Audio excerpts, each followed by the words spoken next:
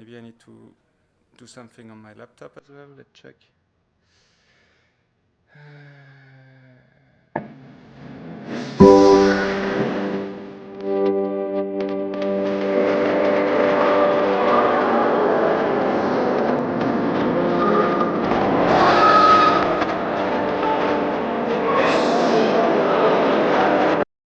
I think it's really loud at the moment. It is very loud. Can you put it a bit? Yeah, can you put it down, or is it the whole system is going down if you do that? Normally you can turn it down if you can turn it down on your laptop. I'm afraid I'm not sure I can. Let me check again. No, apparently. Wait.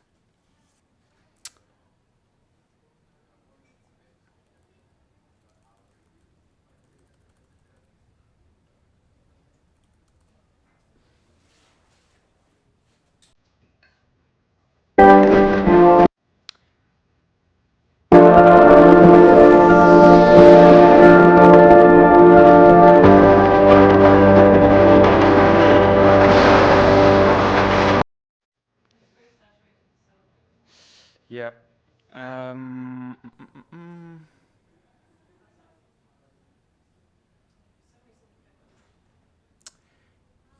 Because it doesn't give me the possibility to change it here. Let me see if I do this. No.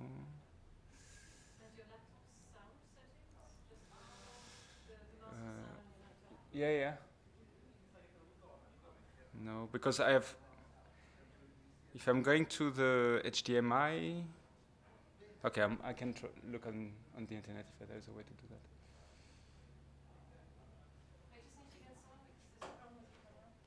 Yeah, sure.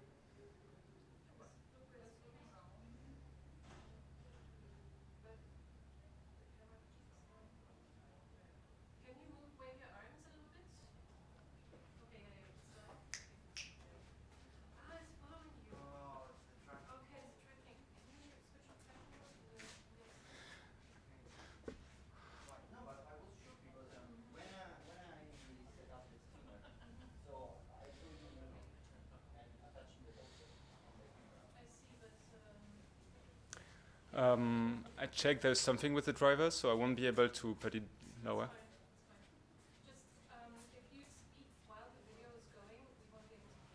But do you have a way to just... okay.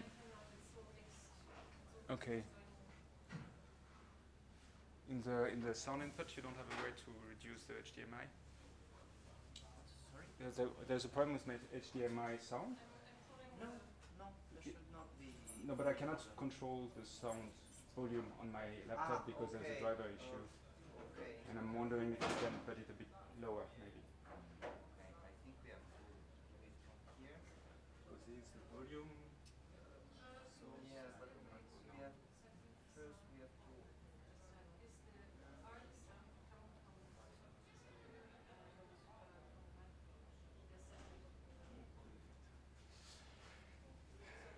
Okay.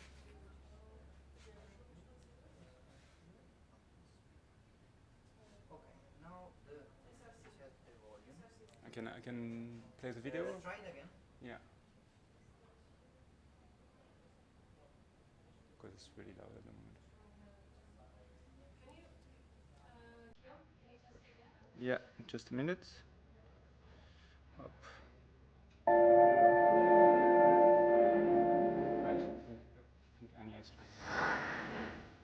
Yeah, yeah. Perfect. And you can still hear me. Oh, perfect. I think you can still because I can hear me in my. Perfect. Thanks a lot. All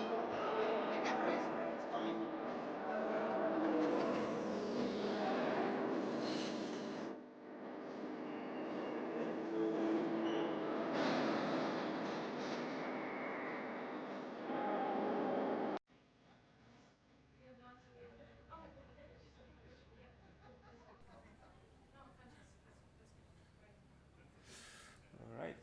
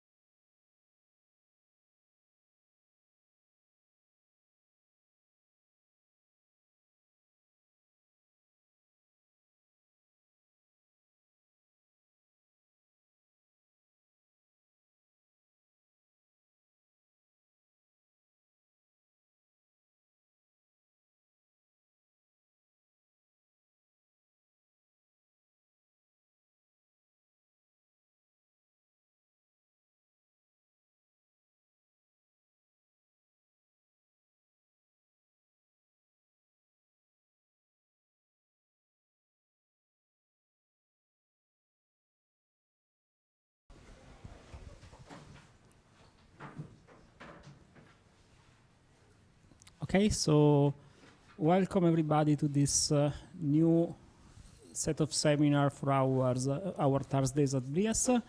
So also today they tell me that I have to move, otherwise the camera will not see me. So also this Thursday we have two seminars.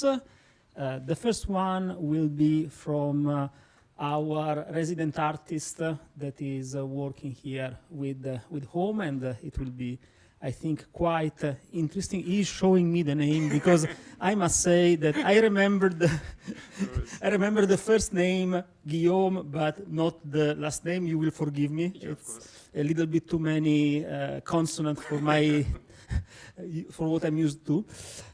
So just to speak very briefly about this, so BrIAS is not only a place where we speak about science and research, but where we also try to make a connection with the world of arts. And so it's the reason why we have every year one or two resident artists in collaboration with Home. So this will be the first seminar of today. The second seminar instead will be a colleague from the von Karman Institute that I will introduce later. But without further ado, let me introduce Guillaume. I will try. Slizewicz. Very good. I tried, sorry. Who will show us what he's doing. I'm actually very curious too, so I leave you the stage. All right, thank you very much. So first I want to thank BrIAS and Home for allowing me to be here and to also take advantage of all your brains during this different seminars. So I realize the irony of an artist lecturing AI expert on AI. So my strategy is to overwhelm you with 140 slides in 40 minutes, so you're more confused and you don't realize that I am confused too. So I'm Guillaume Slizewicz. You can pronounce it the way you want. I'm a designer and digital artist, and I work with different medium. It can be ceramic, it can be metal, it can be wood. Usually it's off-screen, but I always work with some kind of machine and some kind of algorithms. So I try to find poetry and evocation in those. So either in using them to create objects, or by studying them and having it as a subject of the artwork or the piece. And this is also true with science. For instance, the stack is a piece, a sculpture, where you have different clay tablets that represent the accumulation of knowledge. And then you can have like a ESP32 at the top that displays some poems through their Wi-Fi network. And so that would be like more as a concept and more as an object would be tablets in which I use GraphViz, which is a library a bit like Mermaid that's used usually by scientists to explain things. And I use it to make meaningless graphs or meaningless diagrams that I hope are poetic and aesthetically pleasing, and to put them on clay tablets. I'm also quite interested in the tension between technology and sustainability. And one of my first projects was actually a lamp called Canary, which was an art science project which looked at open data about pollution and translated it into light patterns. But what brings us here today is more my work around, let's say, machine learning or generative machines.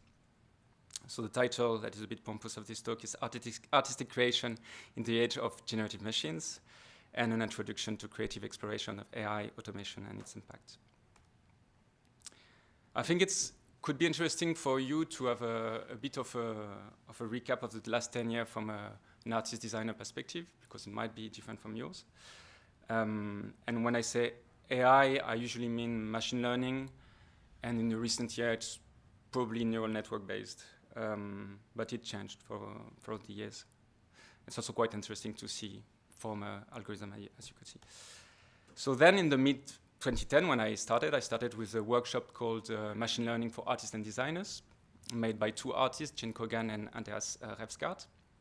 And the tools we worked with were char-RNN for text generation or poems that didn't mean anything, the first generative models for image with GAN, and MIDI partition for music. Basically, if you have those three big fields of generative artworks. And we had already, it was a really exciting time for the artistic scene, especially for like the generative coder or like people that work with algorithm, because there were a lot of people doing really super interesting work, such as Anna Riedler, who trained her own GAN network of tulips. So she spent a whole summer just photographing tulips, so she'd be able to explore the latent space of the network and generate an infinity of tulip. It's also, she was in the Netherlands, it's also work on the speculation and on the tulip mania. And you have Mario Kligerman, who was also using this GAN network to create uncanny faces that were both beautiful and also a bit creepy. But what happened in these years, we could also start to see the shifts. And this was like the first artwork that was sold by, I don't remember if it was Sotheby's or Christie's. It's called The Portrait of Bellamy, I think. It's by a collective called Obvious. And it was really a huge controversy at the time. Because what they actually did, they took an algorithm that was on an open source GitHub.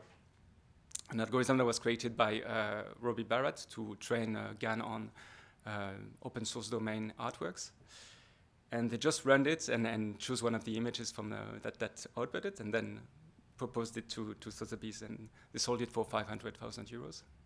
So there was this idea of as well, like, yeah, intellectual property, what does it mean to work with generative machines? And now we have far different tools, which make it sometimes really impressive, but maybe less interesting in a way. I mean, we have all the big LLM for full complex poems and text. So I think in 2020, we made a poem generator, and we are so proud. And we had like a French poem generator because it wasn't that easy to make. And then 2 years later, it was just like, yeah, one click of a button. So this tension in generative art is also quite frustrating at times. You have Midjourney for realistic images and illustrations, and you have Suno for fuel songs with proper structure, which is the most impressive of the past year, I would say. And just by a show of hand, who already used an LLM for text generation? If you did, can you show your hand? Okay. Who did use an image generation software as well? All right. I think in BrIAS you're more DALL-E, if I could see right, than Midjourney. And who did use Suno? Okay, quite a lot actually, because usually it's a bit under the radar at the moment. But I mean, it changed a lot. So that's like in 1 year the evolution of Midjourney, just to give you an idea of like the pace and also the kind of exponential pace of image generation.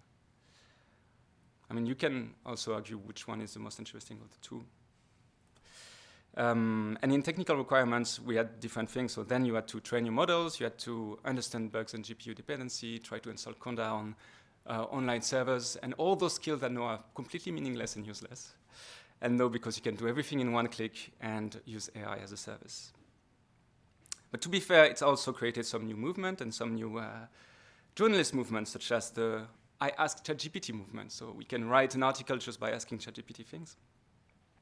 And it was also in 2003, I don't know if you went to any wedding, but every guest was starting their speeches with like, oh, ask ChatGPT about this speech. It's funny the first time, a bit tedious the next 30, but yeah, that's where we were. And then in terms of who were doing the work, who were doing the exploratory work, who were doing the interesting aesthetic work on this, were interested in actually generating things only for, let's say, the creative industry, because people were developing this technology, but for other purposes, like marketing and so on. But let's say the creative side was not completely owned by big corporations at the time, so it was mainly researchers and independent artists. Basically, people were doing that on their weekend when they had time. And now, of course, we have OpenAI, Google, Facebook, LinkedIn influencers, get-rich-quick YouTubers, and the 20 people at Midjourney that influence millions or maybe billions of people. But we also have the CEO of Suno.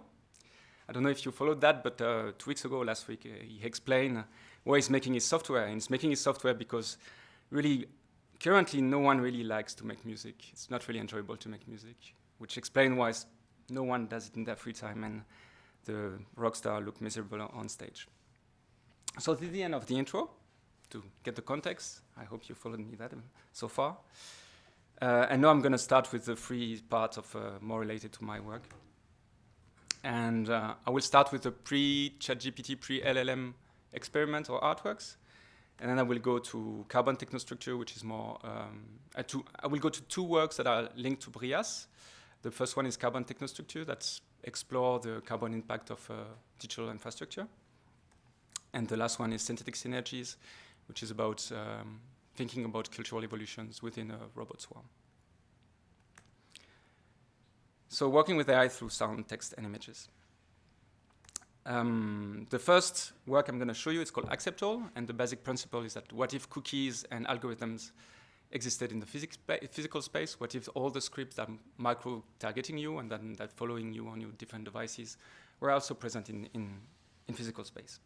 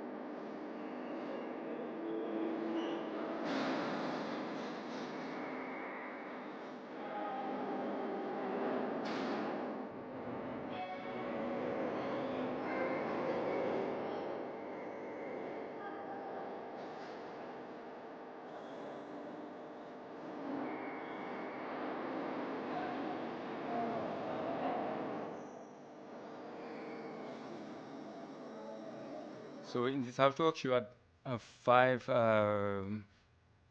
small robots, really simple ones. Sorry.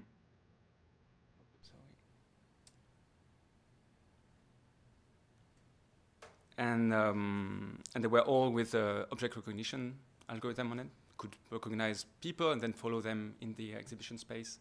And they had all different physical like shell, but also different sounds. So all the sounds came from a video game open source library, and they had all their personalities. And this goes back to the idea of trying to come up with vernacular technology, so not using the technology that is thought in California and made in China, but maybe have something more of craftsmanship of technology here in Belgium or wherever you are. So we worked with different designers to make this shell and have a different visual to it. And it's also a work of art on the edge, so to speak. So you have this idea of local here as well, because all the computing is in the board. So you used at the time Coral boards from Google. Yeah, paradoxical. And the last thing is exploring cuteness as dark patterns. I don't know if you're familiar with dark patterns. Does it ring a bell? No. So dark patterns are used by mainly interface designers. They're kind of tricks and tips to use psychological weaknesses of humans. The most obvious one is when you try to book a ticket on Ryanair, and they tell you, oh, there's only one ticket at this price, you should book it in the next 30 seconds, otherwise it will be gone. So creating this sentiment of urgency is one of the things. Or you have many ways to nudge the behavior of people through visual elements. Another one that is quite nice, that I quite like, it's called nagging. It's, for instance, using when you unsubscribe to a newsletter and you receive like a crying smiley saying, we're so sad to see you go. Like this kind of psychological trick to make you subscribe again is what people call dark patterns. And cuteness could be one of them. So when you see something cute, you want to interact with it, but maybe it's just using your own neural network to make you like something. Technical implementation is quite simple. Quite simple. It's building on people that made things that make it simple for me. So limited intelligence system with local Coral board. And this is the algorithm and the dataset I used. And this is a bit like a small diagram of the robot. So basically one of the massive part of this work was just charging all the batteries every 3 hours so that it can run. and also putting back the robots in the room, because they couldn't see the walls. So when they had the wall, they could only see people. The second project is the sound of speech as it echoes in the cloud. And it's a COVID project, so I made it with Ixelles and Claire Galanois. And what's fun is that we didn't meet until maybe a few months after the project was done. And it's a project on voice assistants or voice agents. And we wanted this time again to probe the questions of like vernacular technology. I know you can have like technology that have different identity and different visual appearance. And what interested us as well was this idea of having a decentralized network, basically. So you would have one voice assistant in Belgium, one in Munich, one in Shanghai, and they could talk within themselves, but not on a bigger network. So you would have only those three, or maybe more if you have more people. But that was the idea. And then we modified the interaction of normal voice assistants. For instance, you would ask a voice assistant who was the first man to walk on the moon, and you would get like a straightforward answer. And we wanted to twist this question, so we just added words to the query. So if you asked who was the first man to walk on the moon, we would add climate change, for instance, to a request, and then you would get the result of what is the impact of man impact on the moon for the ecosystem of the moon, which is also quite interesting, by the way. Then we had this kind of networking interactions, having a bit of ghost in the machine. So you would have an interaction with one voice assistant in Shanghai, and maybe 2 weeks later, you would hear it spontaneously in Brussels or in Munich. So you would have this weird object that has a life on its own almost, but it will also connect you with other people in other countries. And then we had this way of exiting the servile or the more like mission-oriented part of the object, and it was to recognize that it's an alien object, but also the object could ask you something. So it could ask you, okay, can you bring me next to the radiator, next to the window, or can you do that for me? Can you tell me a story? So it wouldn't be a one-way interaction, but you would really start to have really relationship. But also recognizing their otherness, you would hear sometimes spontaneously sounds or things that we would do directly. So to recap a little bit, it's like whereas Alexa was servile, predictable, global, market-driven, homogeneous, and the agent were without a specific purpose, non-linear, situated in their place, also using the data set from Brussels, for instance, or data set from Munich, with foreign semantics and radically different.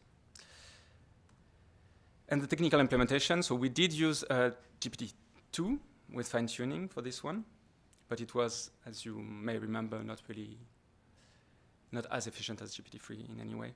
So it was still a really weird conversation that you had with these agents. And we used Mycroft as a voice assistant open source framework. The last artwork for this part would be Trees of Discomfort. And it's a project from the Anaïs Berg residency made with Gijs de Haai. Basically, Anaïs Berg is a project that looks at the relationship between trees, algorithm, and humans. So you can see already that the computer language or language to talk about computer is really infused with this, with actually botany. So you have a tree architecture. You have many terms that you find that are actually from botany. And botany was the first way to classify and to make systems, so it's not really surprising.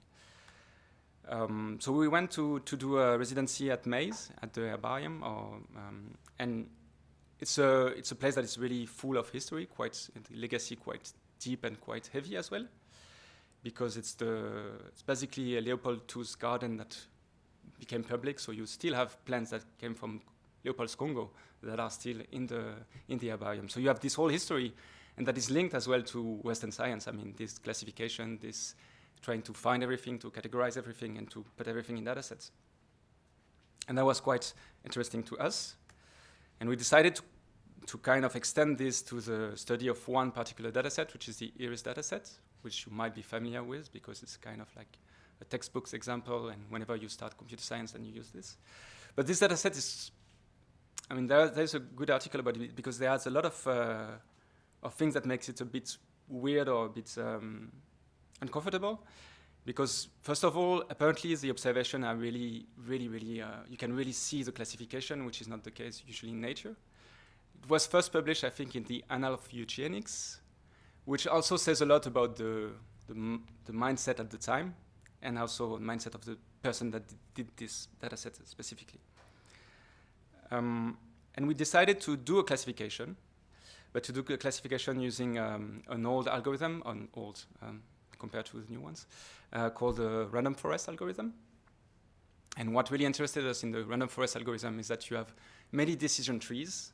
Basically, you give an observation, and each decision tree will classify it as one category or one other, which is almost, and then you tally how many are for this category, how many are for this category. So it's a bit of a democratic algorithm. You can see it as a democracy of algorithms. So each one gives a voice, and then you tally up and you say, okay, this is this one. So that was the first thing that interested us. So we implemented it, and each computer, so we use a small ESP32. Each computer had one decision tree, and you could see their thinking on a small screen. And you had their decision tree on the side. But what we did, because this would be just an implementation of a decision tree, we tried to input as well the discomfort or the question we had during the research within the installation, which means that the tree could give the classification, but could also voice some concern about doubt on botany, doubt on classification, on herbaria, such as why are we using this data set, what is a species, why for a species to exist, you need to have a dead specimen, which also it's quite interesting because if you have an handling, if you have one individual in one species, you can actually categorize it in botany because you need a dead specimen to actually make an observation about the species. Well, it's a bit paradoxical. I find it interesting. And then you have a technical implementation that is random forest algorithm with ESP32 with Wi-Fi communication. So I tried to find about the common critical challenges from those really kind of taking more like older algorithm and older ways of things. But I think it's interesting as well to kind of see the new algorithm and the new services to put them into perspective. And what we try to avoid, try to work with are those challenges. So the first challenge is techno-optimism. How to make sure that you're really conducting an aesthetic exploration and not a pure technical demonstration. This is quite hard when you're doing digital arts because you always have new frameworks, you always have new things that are really impressive, new LED screens that are super shiny and bright and so on. So to really think about what makes it artistically interesting is something that you need to embed quite early in the process. The second, that is, they're all tied, but the second is evangelism. So understanding where it comes from, having critical thinking, instead of free advertising for American company, basically. And the third one is more critical analysis, so knowing the socio-economical context versus marveling at the wonders of new technology. Because to be honest, so I think in 2018, I was invited at a conference with the Algolith, so one of the artistic group I'm part of. And we are working a lot with small models and small data. And in our talk, we were like, okay, these tech bros, they think they're really interesting. They think that brute forcing will lead to more intelligence. They think that more data is the answer. And we were like, it will never work. It did work to some extent. So how do you address this challenge? You explore, you tame and repurpose. And the last bit is really hard with new software, new model. To repurpose something that is closed, that you don't have control over, is really, really hard. But how we do it, usually with, for instance, with algorithms, one way we were doing it is we actually physically did all the algorithms. So all the steps of the algorithm, we were using papers and trying to do them. Then you realize it takes a lot of time when you're trying to do a random forest or when you're trying to do a chart and then algorithm to do it one by one.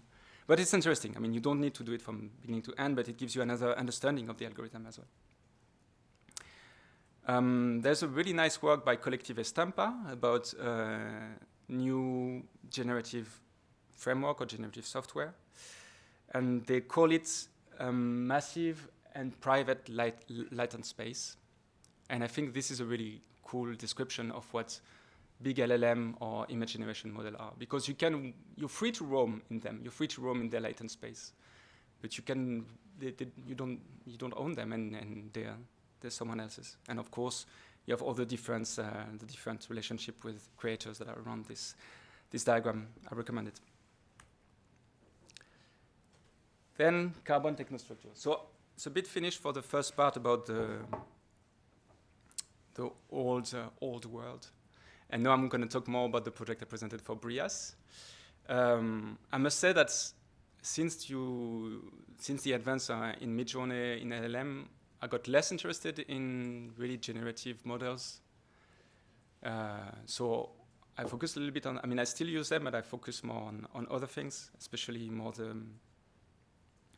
the impact of this technology, and both socially and environmentally. Please feel free to stop me if something is not clear or if you have a comment or remark. So carbon technostructure is the first BrIAS residency project, and it's made with Ixelles again. And it's basically trying to represent the carbon impact of our digital life. Might be really easy for you to understand that, but I will go through it just so we have a common ground of understanding the impact I'm talking about. So basically, for most people, they don't really think about where their data is going. So you have big data center, of course, but not only, you have all the different cables. And one way of representing this is this network diagram, where you have your device. You start with this, so your computer or your cell phone, but you have all those other elements.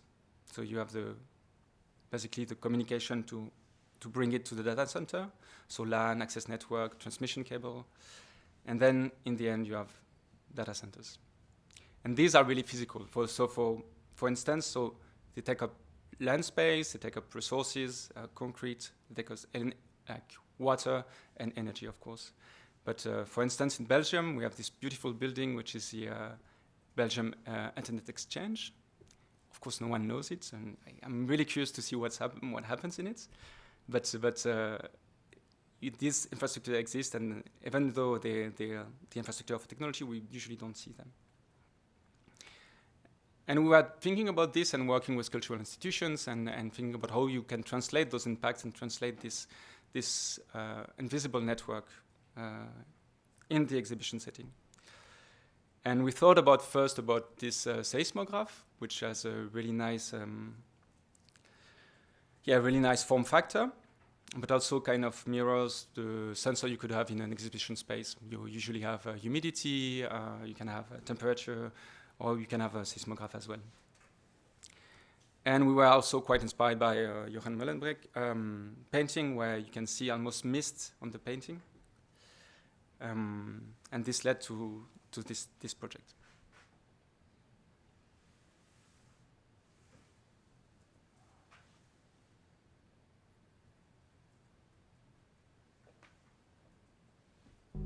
Carbon Technostructure, c'est un projet que j'ai réalisé avec Ixelles dans le cadre d'une résidence organisée par le KIC et le Goethe Institut en Belgique. On cherche lors de ce projet à représenter les infrastructures électriques qui soutiennent nos vies numériques. Donc la façon dont on va faire ça ici, c'est qu'on va utiliser le site internet du lieu dans lequel la machine est exposée.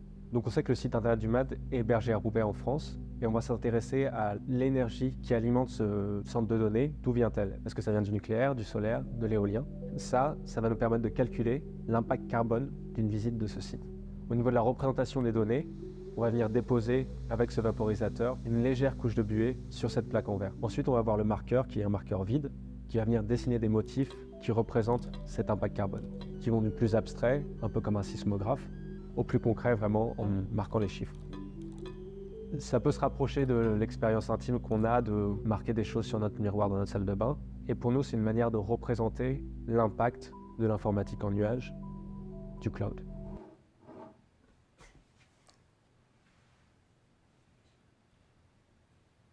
So basically, that was the first prototype. It's quite pedagogical. Maybe you want to get a bit away from this. But especially for BrIAS, we would like to bring it to another place.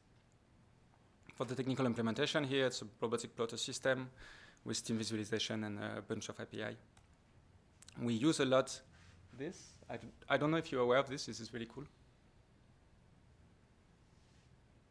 It's basically you can have an API in real time, and you can see. If we go to Belgium, where the energy is coming from. So it was kind of also at the beginning of the project quite important because we knew there was open data about energy production in Europe and also in other parts of the world. But what's really cool about this website is it also shows the export and import of each country.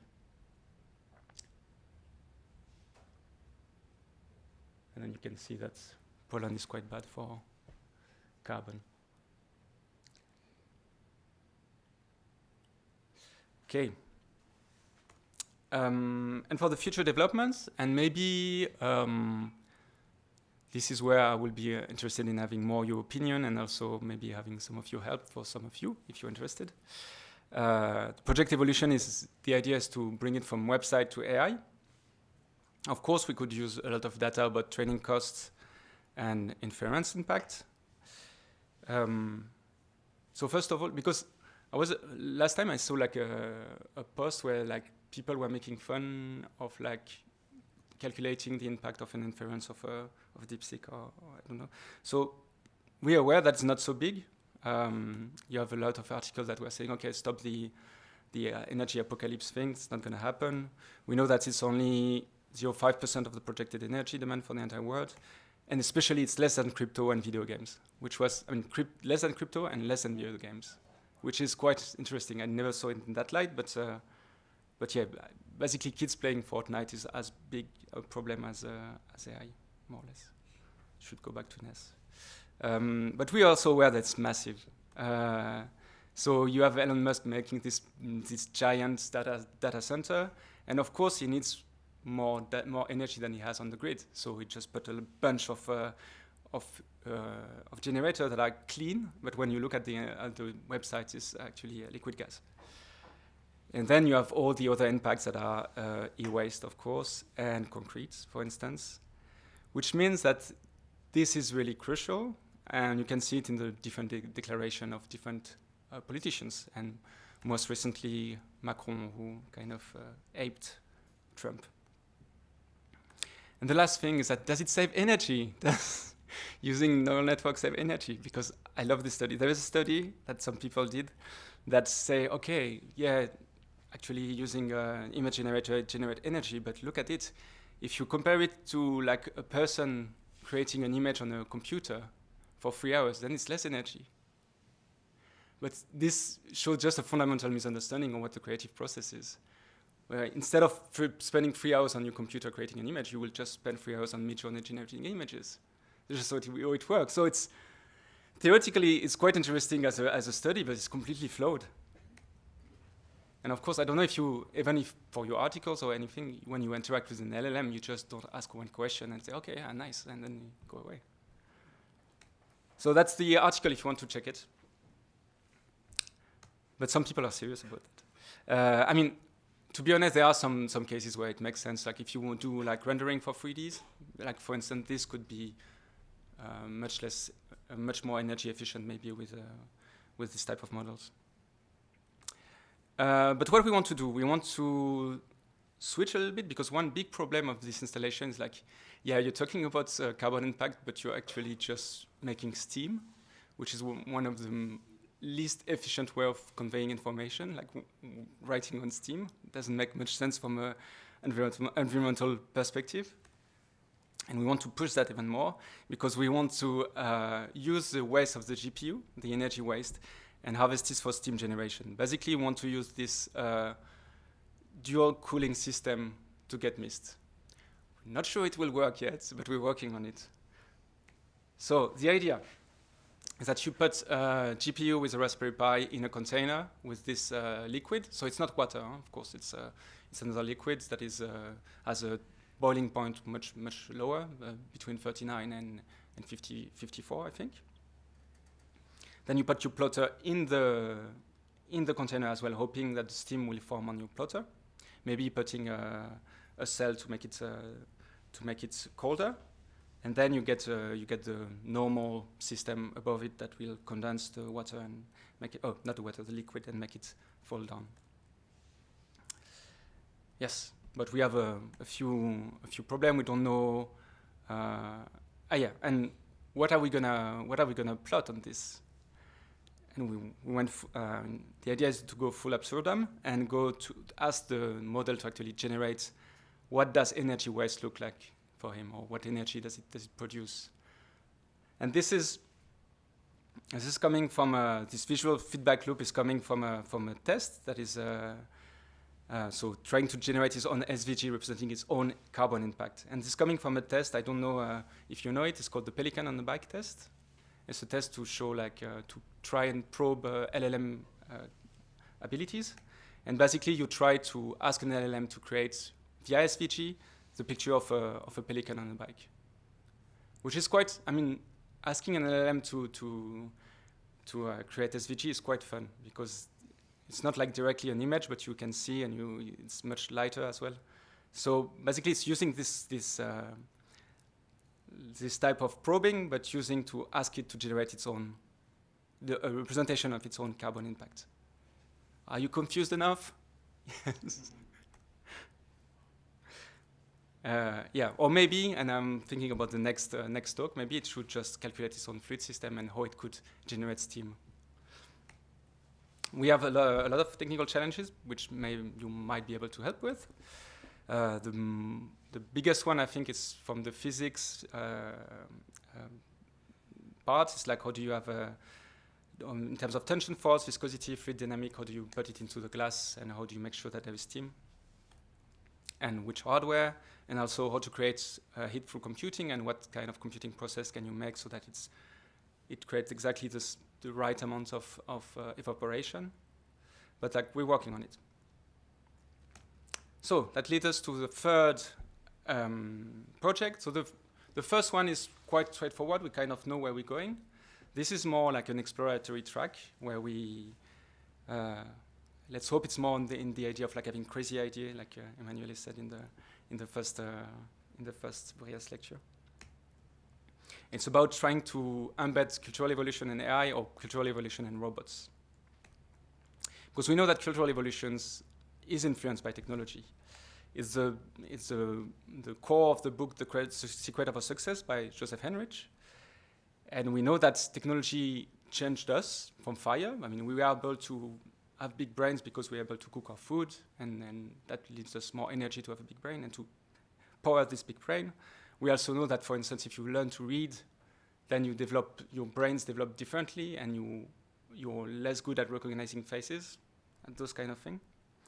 But we know that also Tinder changes our culture. And this was explained in a really cool paper called Machine Culture.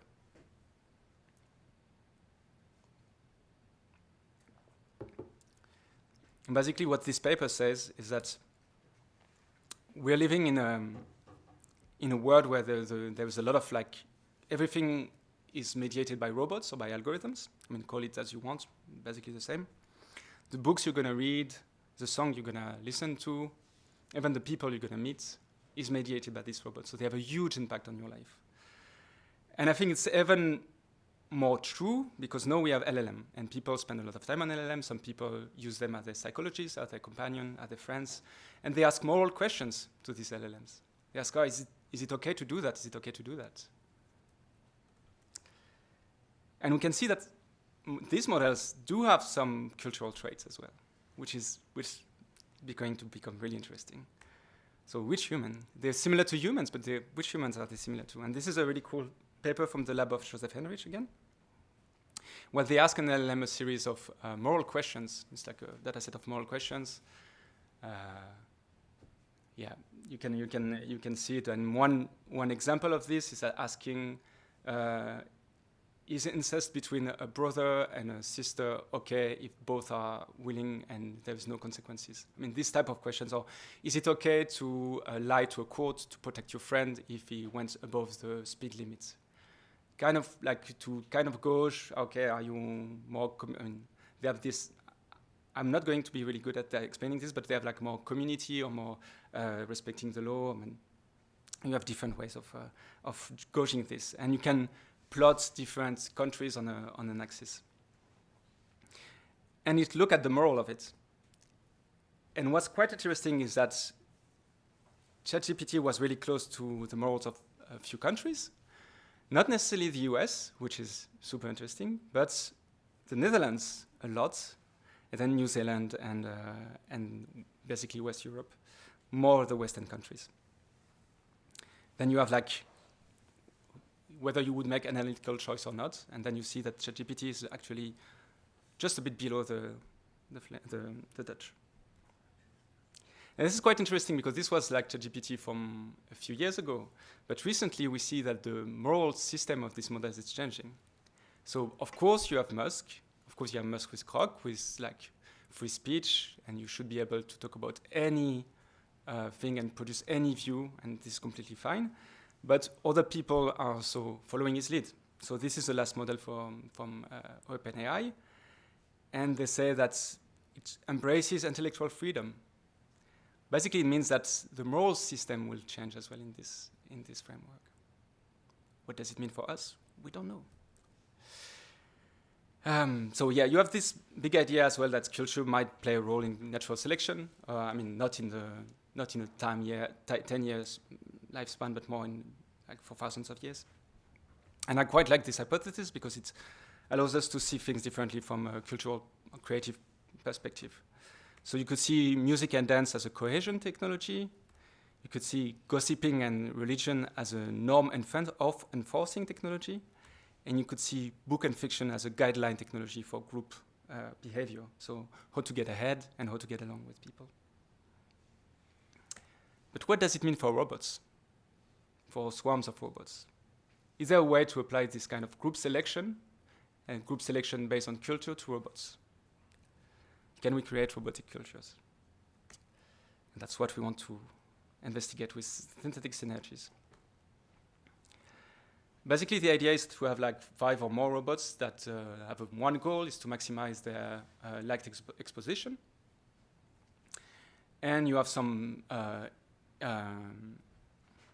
forgot the name, but from some lights that are doing a pattern in the room. So basically, the robots must figure out what's the best behavior to maximize their light exposition. And they can have different things. So they can have a solar panel, a microcontroller, and they have to have a way to communicate with the others. So a bit of a project overview. So algorithmic models of cultural evolution via swarm robotics, solar-powered autonomous agent developing, we hope, sustainable behavior, and investigating social learning and collective adaptation, and energy usage and evolutionary pressure. The idea is also that if you have something like this with a lot of robots, it could probably adapt better to an unseen context or environment. And basically the installation, but that could be changed as well, is a donut shaped, where you have the lights kind of doing the behavior of the lights of the sun. So going around, and the robot needs to follow it, but needs to figure out how to follow it. 5 polar node, and they have to optimize their strategy. Basically, if you have 3 robots, you have one that is like 90% battery. It's normal mode. It will follow the strategy that they had at the beginning. If it goes under 60%, then it will reassess and see around it and see what's the best strategy that is around and try to apply it. And under 20%, that it would just stop and hope that the sun will go back to it. And then you could think of coding 10 to 30 approaches to energy management for these robots and how to move. I know we talked about that with more as well. And then you have the strategy evolution side, what I just said. Look, normal operation, cultural transmission, and conservation mode. You could also add some mutation in the process. Let's say when the robot dies, so when it's like 0, when you have to reboot it or recharge it, then you have some mutation, and then it can do some other things. And you could have different strategies, so high activity, energy efficient, minimal movement. I mean, everything is possible. And for possible communication protocol, we have Wi-Fi, infrared, sound maybe. It's not, I mean, this is really early stage, so it's just ideas that might be interesting for you to bounce back.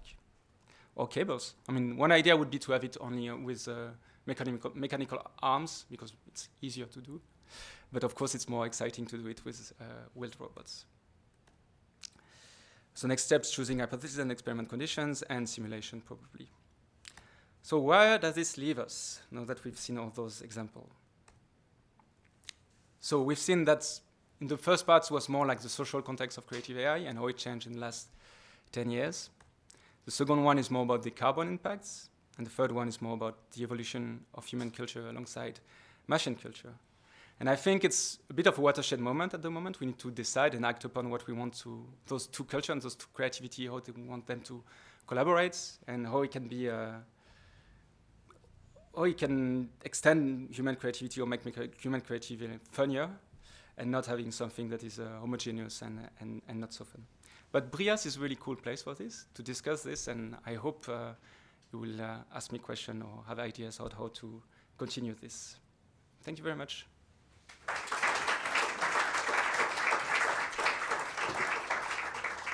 And now we have question and discussion, also known as who can help me create mist on glass or with served coolants, and also known as who can help me create simulation of robotic cultural transmission.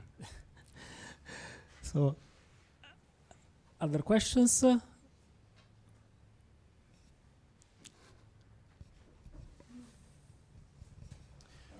Thank you very much for a very interesting talk. I'm Hannu Toivonen from the University of Helsinki.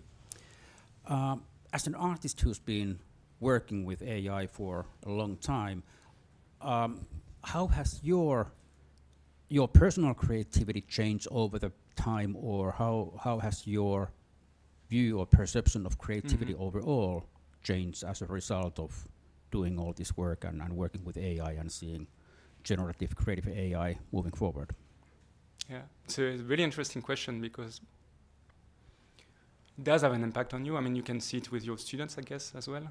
Like in terms of critical thinking, of how you organize your thoughts and how you write. So I'm using these tools. A lot of people in the creative scene actually refuse to use these tools for good reasons. And I understand. Also, I think the joy of coding, for instance, it's a bit killed by some of these tools for some of my some people that do creative coding. Yeah, it's different. I'm not sure I have the perspective, since it's so recent as well and it changes all the time, that I can say exactly how it's impacted. For me, it's more about like seeing what's interesting. And as I said before, I was really excited about generative models and this kind of uncanny valley and the thing that you had texts that were almost humans, but not really, and that was weird and interesting at the same time. And now you just ask a poem and then you have a poem, and then it's just one click or one. It's less interesting per se, which is not to say that you cannot do interesting things with these tools, but the tools in themselves, maybe they became a bit less interesting to investigate. I mean, there's a lot to say about the socio-economical context of these tools, and I have like a full presentation on Midjourney and the biases and the problems it has with it. But I think that the main thing for me is also maybe going back to more physical stuff somehow. So doing more sculpture, doing more things in the physical space instead of doing it on the online or virtual space, let's say. Okay, thanks. You're welcome. Other questions?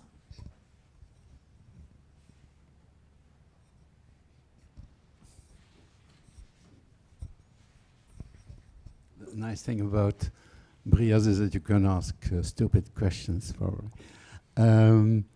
In physics and in math, you have situations where trying to find a solution, you first converge, and you converge. But if you're not careful enough, you diverge. Is there a possibility in everything you discussed that what is now nicely converging in those programs may, because of, I don't know, Trump, I would say, suddenly diverge? Yeah, it's an interesting question. I'm not sure I understand it completely, so we'll just wave my hand and do abstract work. No, but I think if you want to say, are those going to be efficient? But efficient, because I guess if you want to go like a gradient descent, let's say, and then you get the minimal from like a local region, it has to be linked to a goal. And I think that's the problem of this model, is that we don't have the same goals. I mean, these models are made to make money, and we want them to help us live together, or be more sustainable, or have a political system that is working, like a democracy, let's say. And I think that's the element of goal between the companies and the general public that is the problem, more than the divergence. It can, on top of that, be completely divergent, I guess, but I'm not sure if I'm answering your question right.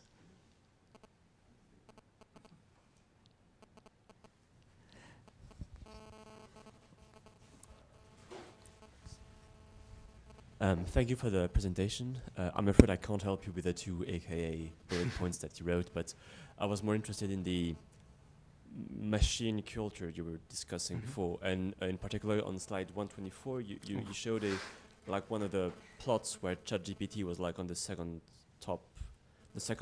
best. Yeah. So can you a bit elaborate on this? Like, is this like the how ethical each people are in each country? What is this graph? It doesn't make much sense to me. So what is this? So I think there are two. I mean, this is the study. If you want to look to read it fully, because I'm probably going to be not really good at explaining what they put in it. But from what I understood, they ask those kind of moral questions, but they also see how the model respond and what type of how it frames its answer, and if it's more reasons-based, or if it's more, let's say, sentiment-based, or more relying on something that is not reason. And I think that's why so it could be morals, for instance. Like, say, you cannot do that because it's wrong. So it means it's more aligned with Netherlands and Finland, for instance. Exactly, yeah. Okay. Because let's say, because you have norms in different countries, and these norms might conflict with like reasoning as it is understood in Western countries, or in this study. Okay, thank you. You're welcome. There's a question there.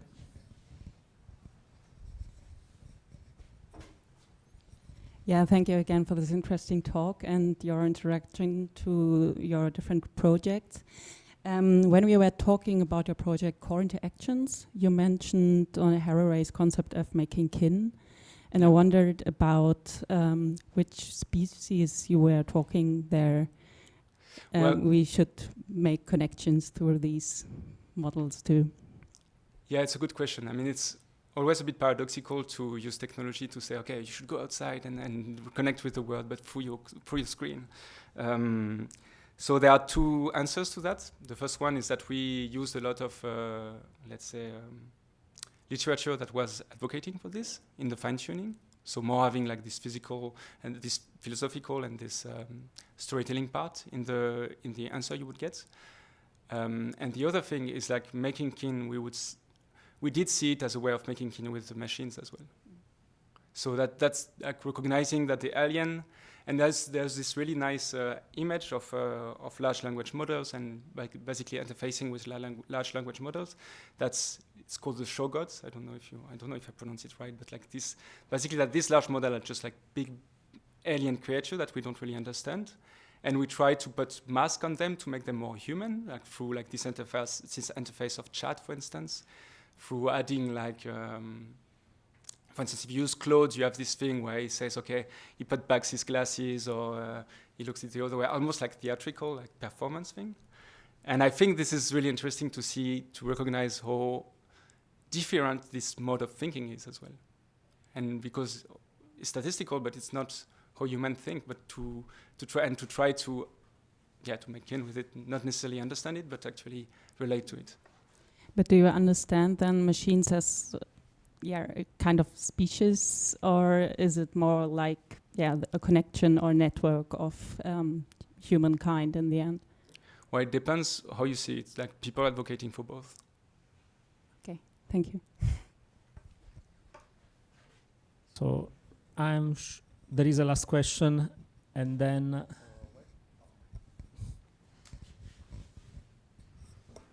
Yeah, so I'll try to keep it really short then.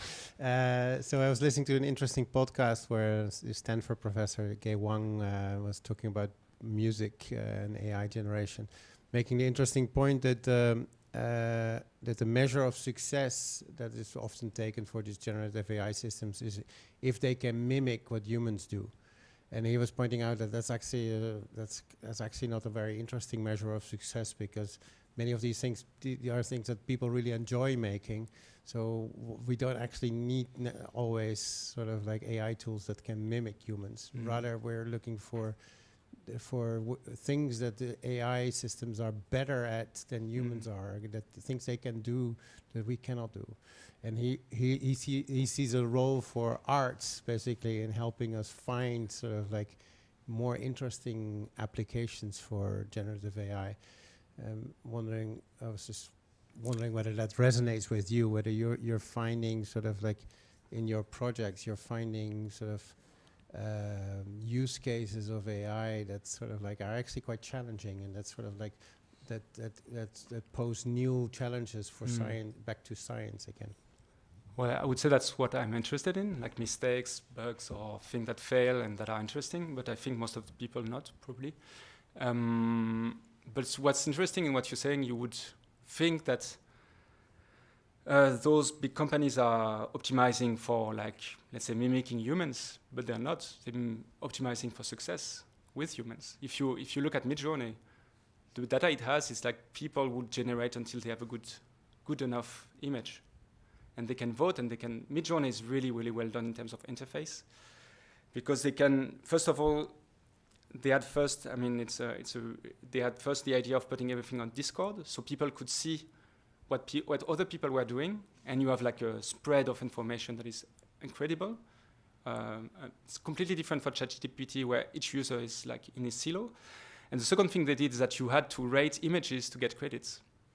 So they had like reinforcement learning for free, but they also had this data, so they know what most people find the most interesting, which is not to say that it's what the art world or the artists find most interesting, which is also an interesting thing, because I think, art is a completely social construct. So it's also interesting to see what's popular on this platform and how it's not popular within the art community. So here, I'm not sure that they're optimizing for realness. I think they're optimizing for success within the broader audience. Okay, so as said, we have unfortunately to interrupt here because I would have myself a series of questions, but at a certain point we have to try to stay in the times, even if we are usually very late. So what I propose you is then to thank again our speaker. Thank you. And then we will have a coffee break, and then we will restart with our second and last speaker of today. So see you in a while for the people who are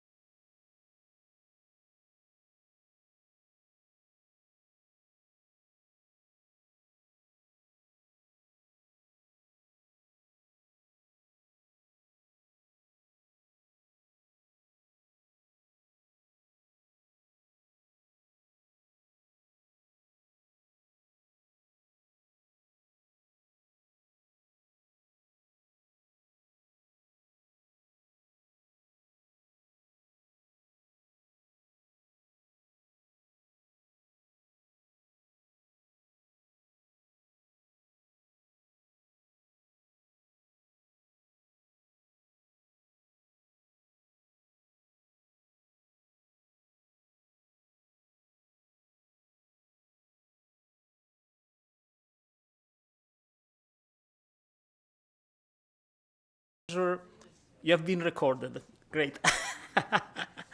Jokes aside.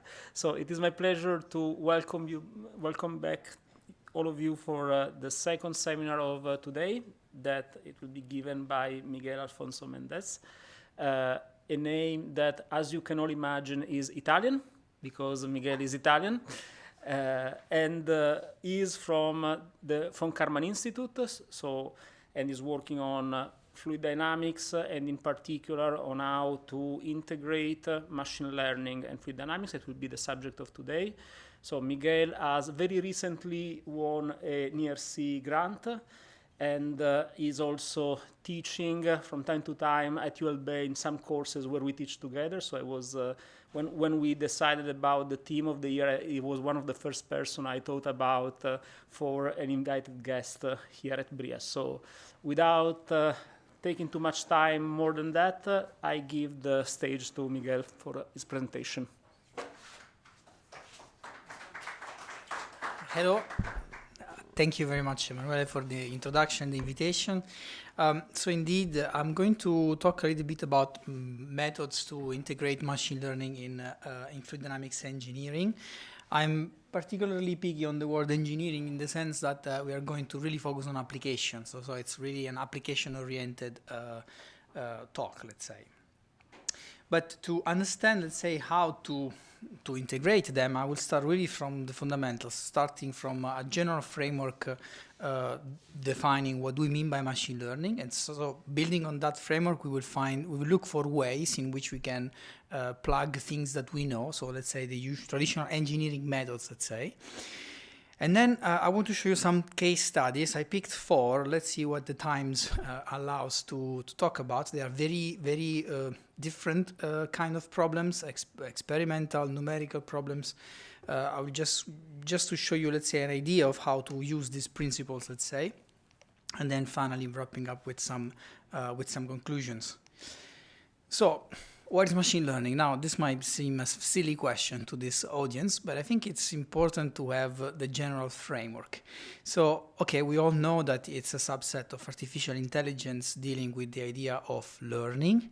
And when we talk about learning, there are different definitions. The one that I like the most is the one by Tom Mitchell in his book from 97, who defines learning essentially as an optimization process. So we need some experience. So we say that a computer program learns from an experience with respect to some tasks if some performance measures, P, improves with experience. Okay, so if you get better and better at that specific task.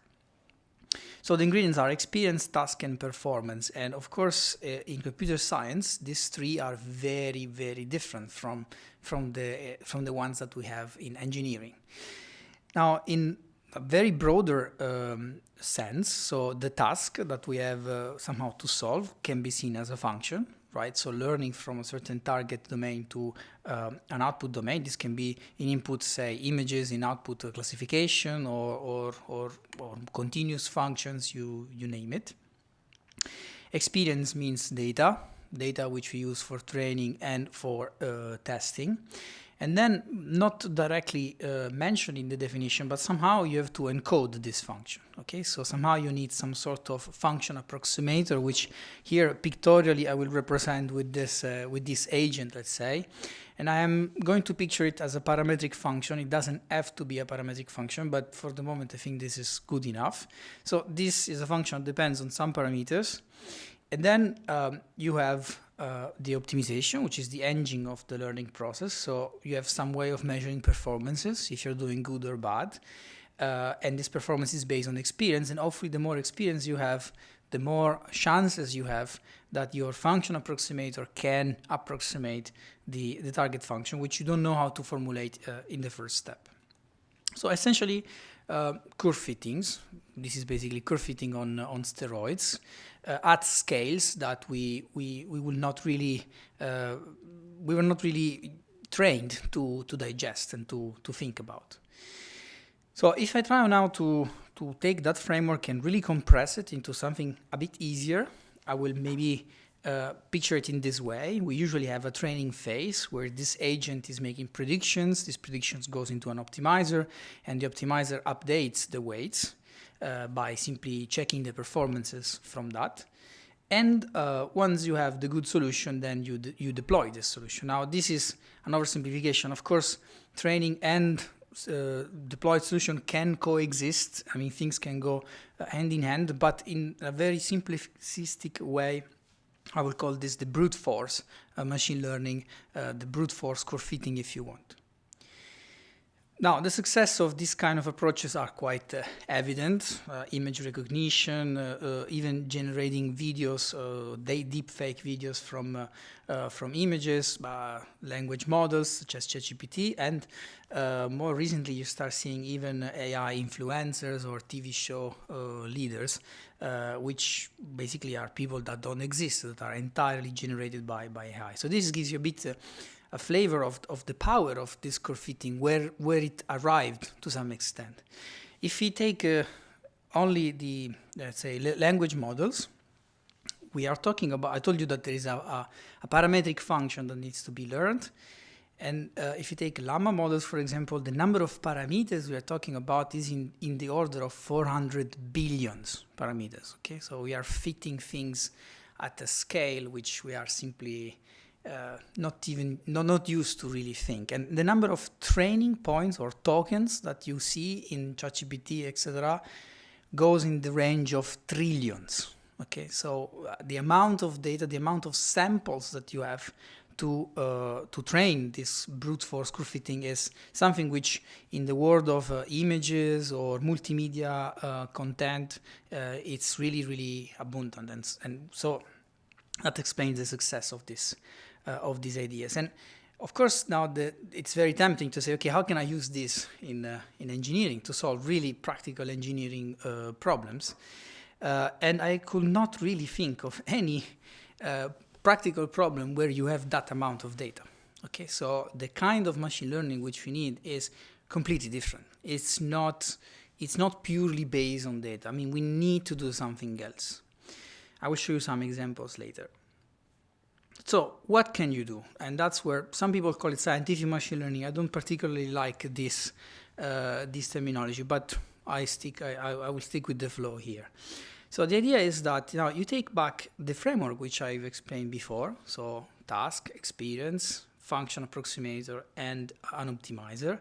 And you try to think about ways in which you can plug in physics. And hopefully, the more physics, the more knowledge you put there, the less data you need, and the more you can benefit from the core fitting power, let's say. Not to ask the machine to reinvent the wheel, but somehow complement these powerful tools with knowledge that you have.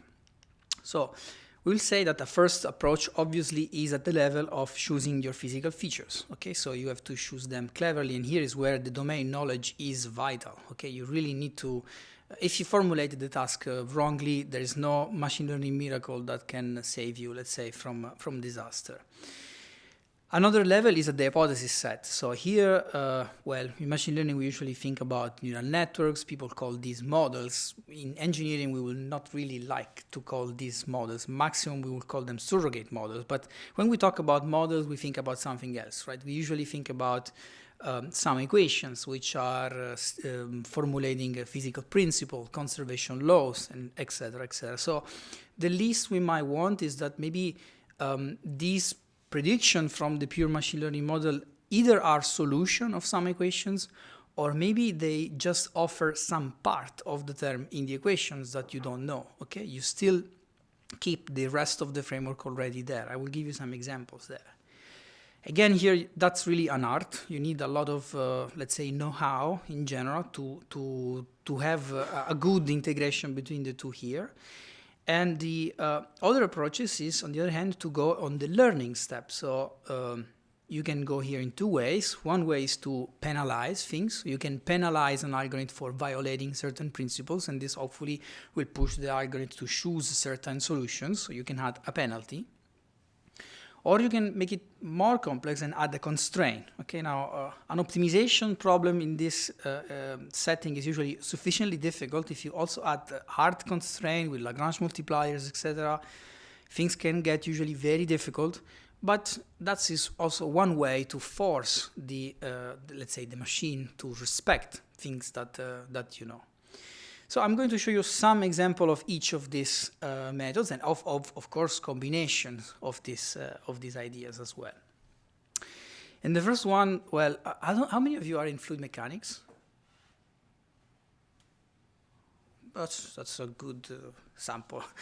Well, in fluid mechanics, one of our biggest holy grail is turbulence modeling. Okay, it's an unsolved problem. We spend decades on turbulence modeling. We still don't have a good turbulence model, and we probably will never have a very good turbulence model. And trying to do this with machine learning now is a big topic on its own. So when we talk about turbulence modeling, what do we mean? Now, without going too much into the details, I just want to give you a flavor of what's the idea here. Usually we have an equation that governs perfectly how our flow evolves. That's Navier-Stokes equations.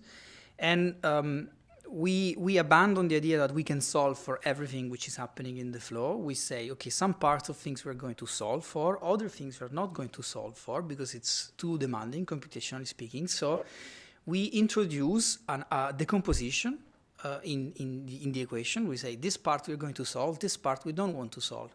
And because the Navier-Stokes equations are non-linear, the things that you are not wanting to solve bring a new term in the equation. And we say the problem is unclosed because this new term, you don't know what to do with that, essentially. Okay? So we talk about closure in the sense that we want this term to be linked, so the things that you don't know, to be linked to the things that you know. Okay, that's the closure.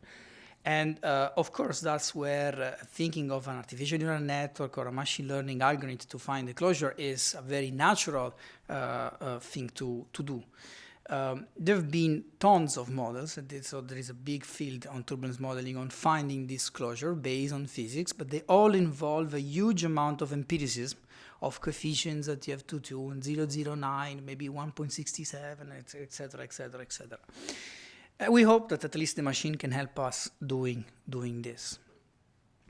And if we take now the thermal problem, so that is the case of an isothermal problem. If you take a thermal problem, you end up in a very similar setting. You have an equation that describes how energy should diffuse or be advected in the flow.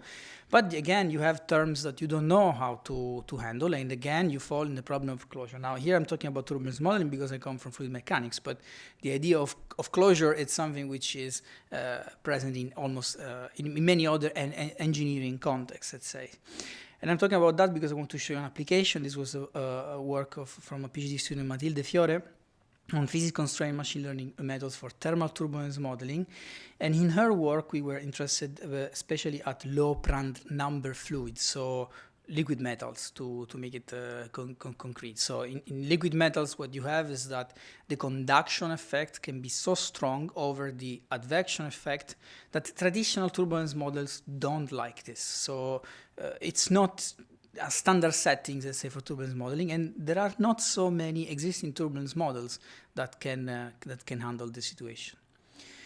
So she spent a lot of time trying to make it work. It was quite a failure to try with brute force for many reasons, but the main root cause is, again, the lack of data. I mean, we don't have that huge amount of data which I've shown for the brute force approach. So we finally end up with this architecture where first you enter with a very carefully chosen set of physical features in your model.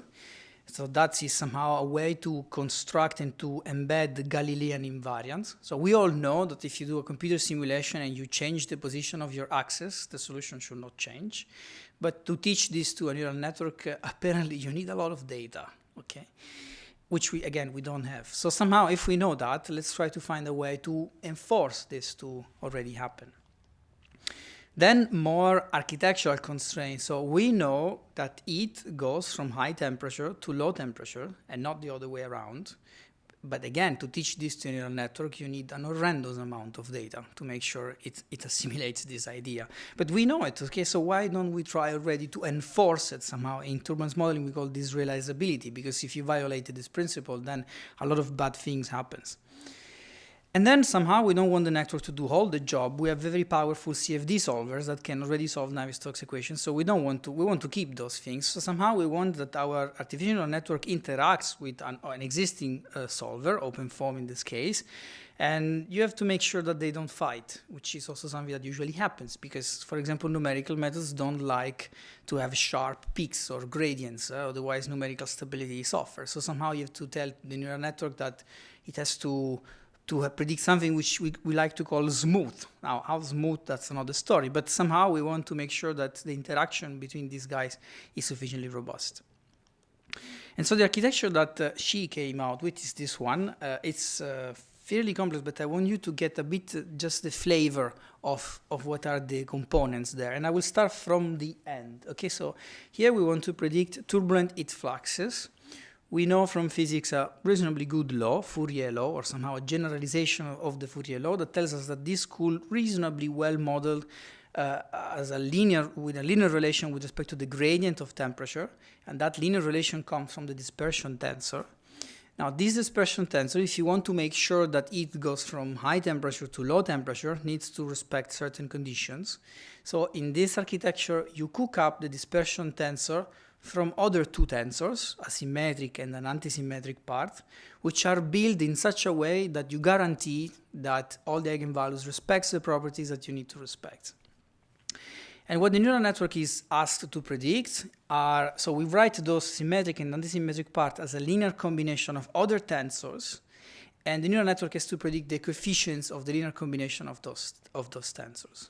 And what are those tensors? Well, those tensors are carefully cooked up to respect scaling laws and Galilean invariance. These are built from the velocity gradient tensor, and they only contain dimensionless quantities, so you respect the scaling laws that somehow guarantee by construction that you are going to respect the properties which we talked about. So basically we did most of the quote-quote heavy job of ensuring certain things, and then we let the neural network do the dirty job of tuning those coefficients.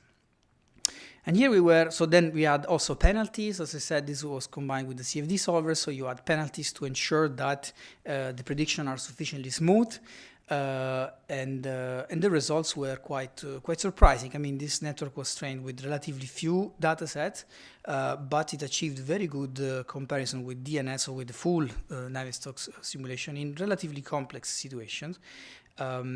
At a fraction of the computational cost of running the full thing, let's say.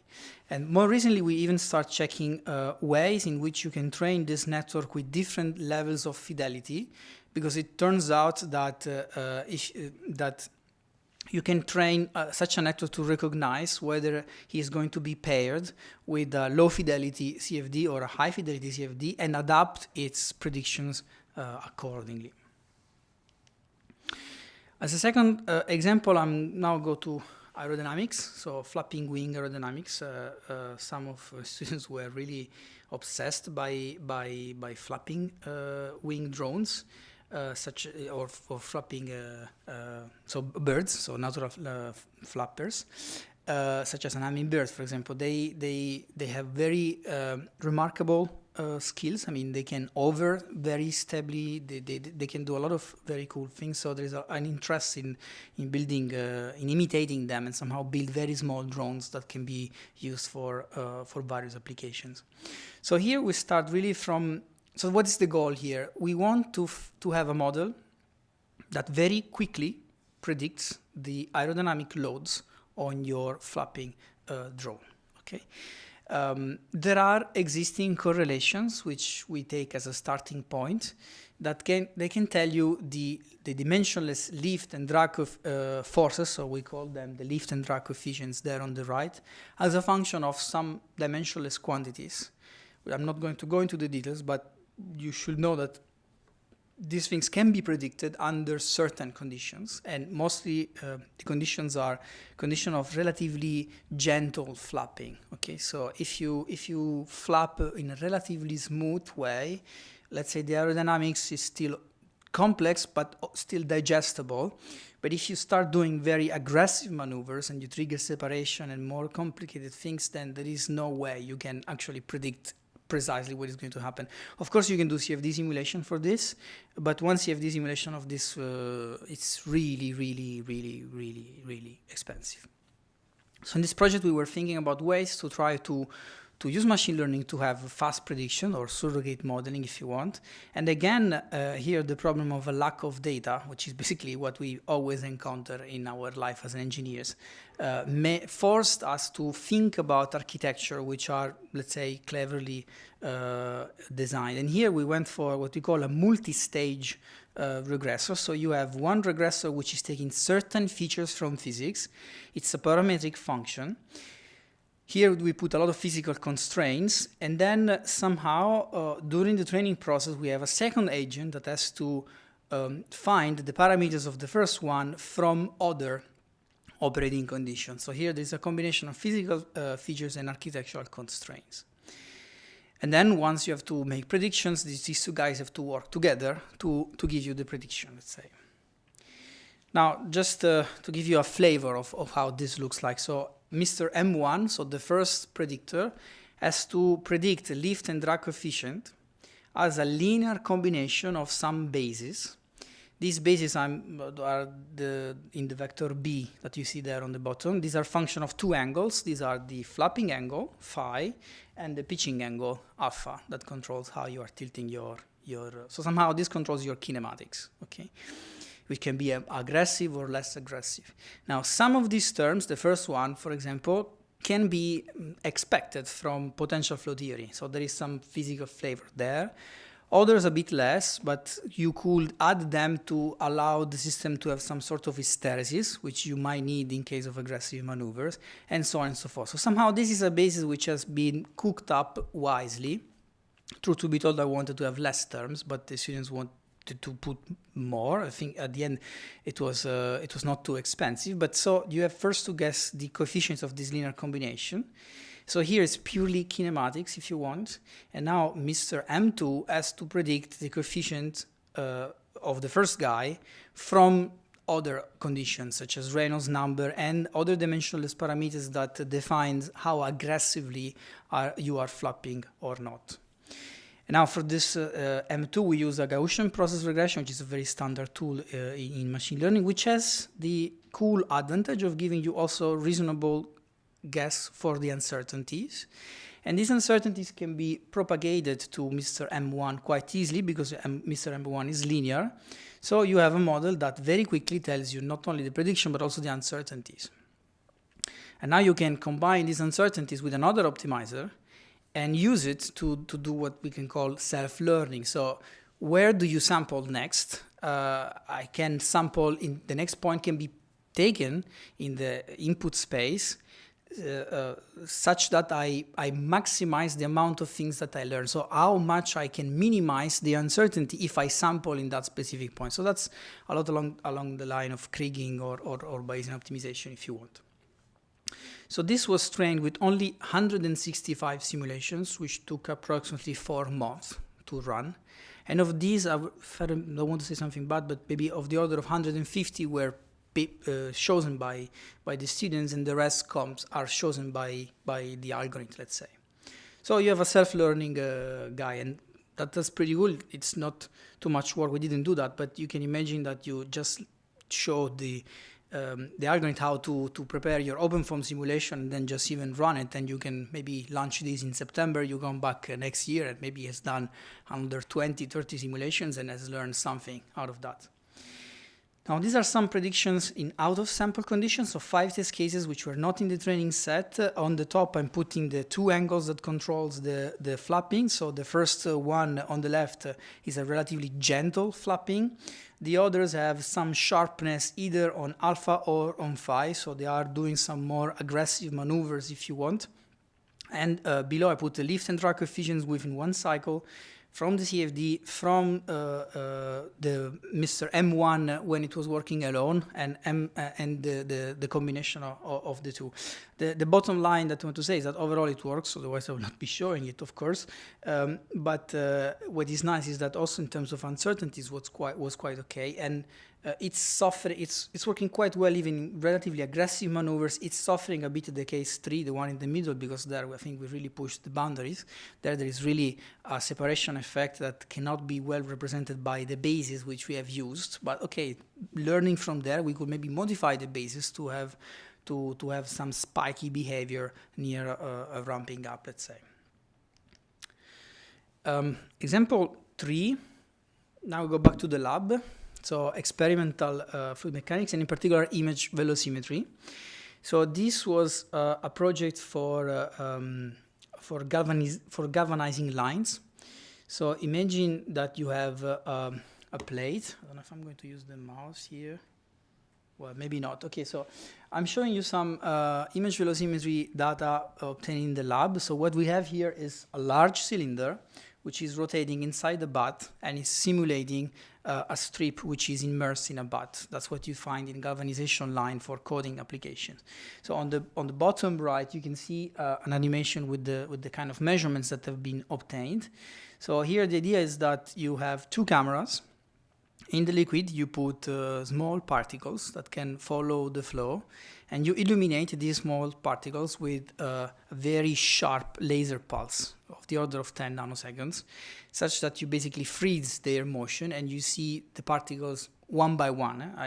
I tried to show you on the bottom video where you can see this particle moving, let's say, in the flow. And the upper camera is, on the other hand, recording the interface, and then there's some image processing to find this interface, okay? And then there is some image processing to put the 2 informations together, such that you know where the interface is and you know what is the flow there. Now, this in galvanization, it's a very important configuration, because what can happen is that if your strip goes at a certain speed, usually the strip is not perfectly flat. There is always some level of roughness. You can entrain air because the contact line is not stable, and this air can remain in the plate if the bubbles are sufficiently small and come back when you pull the strip out of the butt and create defects. So here the idea was to study how this process is happening. Why do we need machine learning for that? Well, the kind of measurements that you have here, as you can see, those black points are very punctual. So that's, you have velocity value at each of those points where the particle is, but you also see a lot of white areas where you don't have information, okay? So we would like to have a better representation of these flow fields. And so the idea is to do some sort of quote, pass the term, a clever interpolation, if you want, or we call this super resolution, where we get an analytic representation of this flow field, which we can sample anywhere, but we want to impose, again, things that we know. For example, we know that the flow field should be solenoidal, because this is an incompressible flow. We know that at the wall you should have a slip condition. We know that at the interface there must be a kinematic condition that links the displacement of the interface with the displacement of the flow underneath. So we know pretty much a lot of stuff, let's say. And the idea is to inject all of these things inside the regression before you get this full reconstruction of the velocity field, but then also pressure field, and also things that, let's say, you are not measuring. We are not measuring pressure here, okay? We are only measuring velocity. Now, again, we know a lot of stuff about this. If we take the case, this is a liquid, so it's incompressible, we can use these equations to infer things directly from this kind of measurement. So here, we went for a full learning constraint approach, so using Lagrange multiplier, and then the predictions are simply, so here the model was not coupled with CFD or anything like that. Okay, the model was supposed to give already the full flow field and the full pressure field, etc., etc. So to do this, we used radial basis functions. So imagine the idea is that, so again, you have a situation like that, scattered data, which is noise, of course, which is very sparse. In some areas you have a lot, in some areas you don't have at all. And from this, you want to get also unseen quantities, for example, pressure. Now, pressure is linked to the velocity through an equation, which we know, it's the Poisson equation. And the idea is to use this data and enforce the fulfillment of this equation to obtain, in one shot, velocity field and pressure fields, for example. So we do this with radial basis functions. So we write velocity and pressure as a linear combination of some bases. If you inject this into the equation, what is particularly interesting is that you have a problem that can be kept linear. So the solenoidal condition is a linear condition. The pressure Poisson equation is linear with respect to P, not with respect to U, but it is linear with respect to P. And to enforce a bunch of important constraints, I mean, we can write them as linear constraint. And the radial basis function expansion is also linear with respect to the weights, meaning that we can really put hard constraint, not penalties, but hard constraint, relatively easily. So I'm not going to go into all the details, but this is really traditional constraint optimization where you have a quadratic, and that's why I was insisting that I pick always linear constraints or quadratic penalties. But what happens is that you arrive at a system of equations which is linear, which has a canonical form that we know how to solve out of the shelf, let's say, which will give you the solution of the weights, at the same time the Lagrange multiplier that you need to fulfill the constraints, and so you respect directly the constraint, and then you can plug this also in the pressure reconstruction and do the same game. So this was work with Pietro Sperozzo and now by Manuel Ratz, who is pushing this also to 3D. So what you see on the bottom right is a 3D reconstruction of the velocity field. And keeping this philosophy of linear thinking, now Manuel is also implementing constraint based on the turbulent transport of equations. But you can obtain, let's say, full reconstruction of the velocity fields from the sparse data.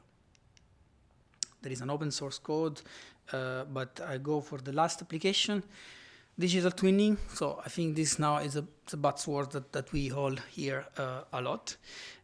And somehow that's also a way of combining physics with machine learning models. So really big picture view of how, let's say, you can frame this digital twinning idea. Well, you have a model, which we represent in this way. So we have a physics-based model. So imagine you have a dynamical system which depends on some state variables S, and the function governing this dynamical system is coming from physics. Okay, so this is purely physics-based. But inside this physics-based law, you have some terms that you don't know, that you cannot really model from physics. Okay, think about mass transfer coefficients or drag coefficients or things like that. So that's where you want to inject the empiricism, and it is in this empiricism that we will put this machine, let's say, to try to complement. And the idea is that if this machine can close your problem, then you can obviously use traditional numerical methods to advance your system, let's say, and you have, quote, the perfect synergy, let's say, between the two. Now, the architecture here is, so imagine you have some pi groups, so these are dimensionless groups in the fluid mechanics terminology, so somehow you have a closure that has to then enter into a physical model, which is usually implemented with an ODE, and then somehow the optimizer has to take into account the interaction between the two. Okay? And what we call digital twin is that part on top where, so this combination of the closure and the physical system. Why we call this digital twin? Because this is to be tuned and to be adjusted on a very specific system on the fly, okay, while the system is running. And if the system is changing because maybe something is changing, the optimization keeps on going and sees that things are changing, for example. So the way we put it is a bit like reinforcement learning style, if you want. So instead of talking about a control agent, you have a modeling agent. So the goal of the modeling agent is to predict something on the system, okay? So it has to predict the evolution of the system, and it is continuously informed by the current state of the system. And the predictions depends on the parameters that you have in the closure, okay? So you have some way of measuring whether the predictions are good or bad, and you have some ways to compute the gradients with respect to that. Here, if you're familiar with this, the idea is to use the adjoint methods to take into account also for the physics in the system. And this is continuously updated. That's a bit the philosophy. So if your system is changing, the optimization keeps on running all the time. And now you don't have to do this only for one system. imagine that you have many systems that are similar. So somehow some way of parallel computing in the physical world. Instead of sampling only from one environment, you sample for many environments. Maybe one of them is here, another is, I don't know, in US or whatever, you see. So it doesn't have to be, it can be distributed philosophy a bit, as we have also seen before. And so from each of these, then you have different ways of evaluating your global cost. So you can have simply an average, or you might, for example, see that one specific environment is behaving very differently from the rest. So maybe there is some anomaly on that system. So you might want to keep that system out of the training because something happens there. And this might even tell you that maybe it might be a good time to go to do some maintenance to that element and so on and so forth. And that's a bit the topic of my ERCs, where we also do control on this system. So we target systems that are, let's say, composed of many elements that are similar. So think about float of drones or cryogenic storage units or wind farms, for example. These are all cases where you have many components which are expected to behave in a relatively similar way. I close just with one example that was a proof of concept for cryogenic storage units. So imagine that you have a tank which contains liquid hydrogen. So we are at 20 Kelvin, so very, very, very cold. And you know that because of the very low temperature, no matter how good your insulation is, somehow it is entering and pressure will rise up, will keep on rising. So you have to do something about that, and you should hopefully do it in a clever way, not to waste too much energy. And the thing is that we learn almost in high school, no, not high school, but in classic courses on thermodynamics how to model this system. So it's a balance of energy and the balance of mass between various control volumes. But these kind of models hide the complexity in the heat and mass transfer coefficients between the various systems. So imagine that you have a vapor and liquid, and somehow there is an evaporation. So some of the mass in the liquid has to go into the gas. So we know how to express conservation laws. That's not something that we want to give to a machine learning algorithm. But how much of that and how that is linked to the state, that is where the machine learning can help. So here is an example of a very simple three control volume approach. We have just one control volume for the ullage gas, one for the liquid, one for the walls. I don't want you to focus on the details, but on the terms which I'm putting in red, these are the ones that you don't know really how to learn, how to model. There are empirical correlations which work for a specific setting, for a specific scenario, but once you go into the wild and you have already deployed your system, these correlations don't really work, and they might even depend heavily on the kind of system that you have. So the idea is to learn those terms on the fly, okay? So in this work we tested various, so physics-based and using machine learning methods, and the question was to see to what extent and how quickly and efficiently could the machine learning find back the correlation that we were putting to model the system. And so the architecture looks more or less like this. You have, this is your real tank. You take some measurements from this tank, for example, pressure and temperature. You have your digital twin, which is trying to predict that pressure and that temperature, depending on some parameters, heat and mass transfer coefficients. So you simulate the measurement process for what we can call an observation operator. And all of this goes into this agent somehow. This agent has a buffer memory, like in reinforcement learning, where you are sampling. And it has an adjoint-based solver that can evaluate not only the cost of, the performances, but also the gradient with respect to the performances. And then there is an optimizer there that keeps on going on forever with the system. So eventually, at some moment, this agent will learn well how this specific tank works, let's say. So this is an example of testing that we did in this work. So here I'm showing you some simulations for a tank, which is undergoing various scenarios. So the most dangerous one here is sloshing. So imagine that this, for example, is in a boat and there is some wave, and you have a sudden increase of heat and mass transfer between the two control volumes. This usually produces a huge pressure drop. That's why people wants to control this as much as possible. And here in this environment, it's a virtual environment where these events happen randomly. And the question is, how much time does it take for the agent to find this bug? And how much does it feel, for example, the impact of measurement noise in your system? And here I show you 3 examples. One case is with the clean signal and then different levels of noise. So on the top you see pressure, then temperature in the vapor and in the liquid. What we found out is that within reasonable amount of noise level, well, noise is not just not a problem, but it is actually something quite helpful in the sense that it helps escaping local minima. And we see that an agent of this kind can reasonably quickly learn within, let's say, what we can call real time, I mean, useful time of the order of minutes for a tank of this kind.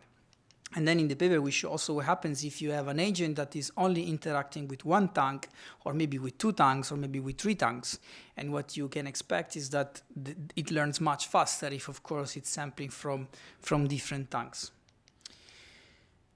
Okay, I think that was largely sufficient, maybe a bit too much, but so I will conclude with a very general thought, let's say, at least the main impact which I see now of this machine learning engineering. So far we've been used to see machine learning more as something of computer scientists, the brute force, give me enough data and I will tell you everything you need. And on the other side, we've been always looking at people saying, no, I'm a physicist. I don't want to rely on data. I can derive my models which generalize, and I can do this in my office. And then I have computers to solve the equations which I'm going to derive from real life. So I'm going, of course, to take inspiration from nature, but somehow I don't want this brute force. I've been always looking at this as somehow very different words, let's say. And I hope that now with these 4 ways that I talked about, I convince you that it doesn't have to be black and white. You can introduce a lot of physical constraint, physical knowledge into the machine learning process and then benefit from that. That's it. So thank you very much for your attention. If you have any questions, I will be very happy to take.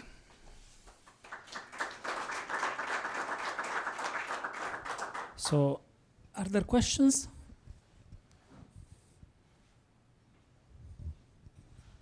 Hello, thanks for the talk.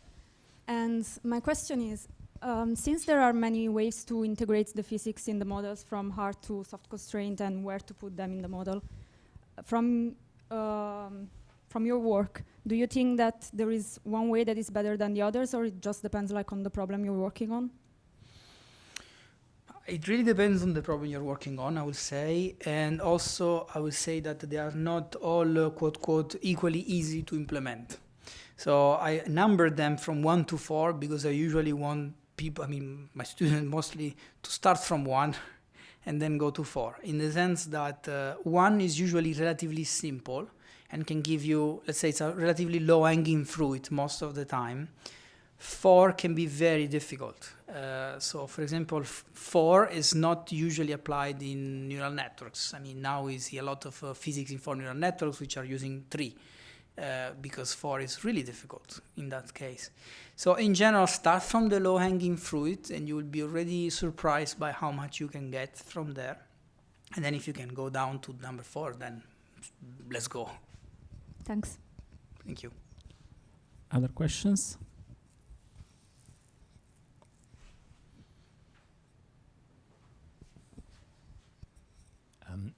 Hello, thanks a lot. It was a very interesting presentation. At a certain point, I understood you mentioned that noise actually helps scaling up local minima or something like that. Could you elaborate on that? I couldn't understand. We noticed this in this test case of this optimization. So if you take this specific test case, for example, we were using an Adam optimizer, so gradient-based optimization with the gradient coming from the adjoint. And the cost here is measured by, so performance is just an L2 norm measurement of the prediction of the system versus the noise, versus the data that you have collected, let's say. And what we have noticed is that, okay, you can put momentum in Adam to try to escape local minima and so on. But what we have seen, I don't have a plot for that. No, I don't have a plot for that, unfortunately. But what we simulated is having imagine that I'm sampling, in my observation operator, I have no noise. So the temperature and the pressure which I'm measuring is exactly the one that I'm supposed to measure. Or I put a little bit of noise. I don't remember if it was 5% or 10%. And if you look at the cost function, the way it was decreasing, you find that actually 10-ish% was actually making go down more easily. We don't have a formal explanation for that, but it might be due simply that somehow it is as adding an extra inertia, let's say, in the downhill process. Thank you. Other questions? Well, if not, I have actually one. Yeah. That is so. I actually, that's something I keep repeating, that when we speak about what it's called AI with a fantastic, which is fantastic marketing, I must say. At the end, it's about going back to optimization and solving badly an optimization problem that we cannot solve.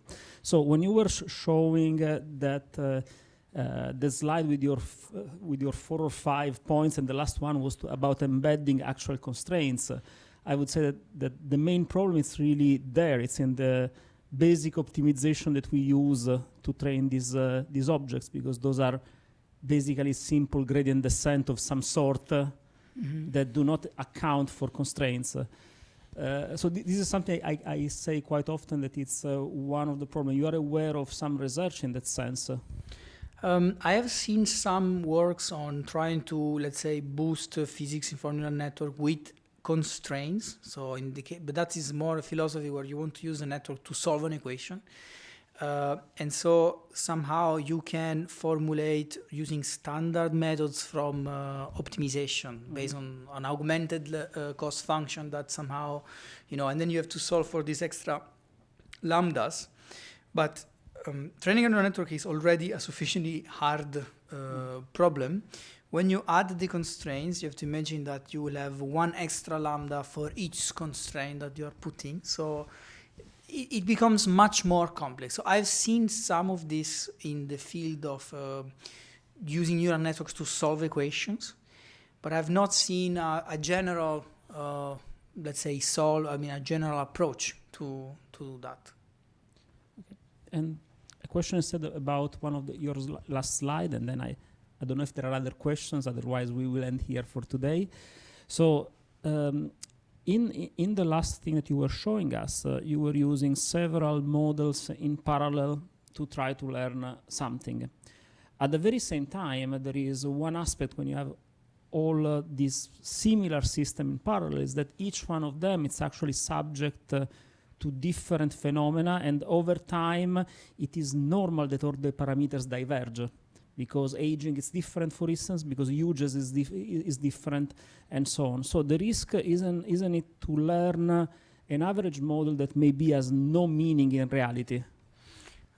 That's absolutely an open question. Yes, indeed. In this case, you are letting, let's say, the average man, the average wind turbine in the system.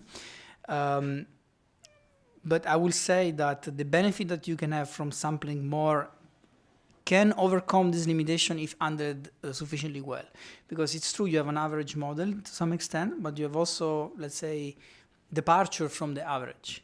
And you might have, for example, that turbine number 3 was very well aligned with the average until yesterday, and now today is not. So maybe something happened between yesterday and today, and I can decide to isolate that from the learning process and maybe treat that separately because of that. So indeed, this is something to take into account, but I would say it's more a research avenue than a problem. Although maybe these are synonyms, but to be investigated. So if there are no other questions, I would thank again the speaker.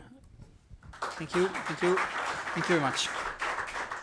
And with this second speaker, we end here the formal part of our Thursdays at BrIAS. I mean the formal part because our Thursday does not end here. As usual, you are invited to take a coffee, to take a seat, to discuss, to have a crazy idea, to make comment that might seem stupid, but it may be open new avenues to thought, and so to enjoy the rest of the afternoon with us. So have a good day. I also say bye to the people that are listening to us online, and see you next Thursday.